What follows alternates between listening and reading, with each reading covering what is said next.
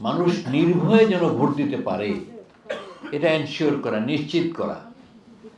একটা vote free, fair, credible হওয়ার জন্য এটা অত্যন্ত জরুরি, অন্যতম শর্ত। অথচ এখনই বক্তৃতা দিয়ে বলা হচ্ছে এই দলকে ভোট দিলে, এই মার্কার ভোট দিলে হাত পা ভেঙে দেবো, বাড়ি যেতে পারবেন না।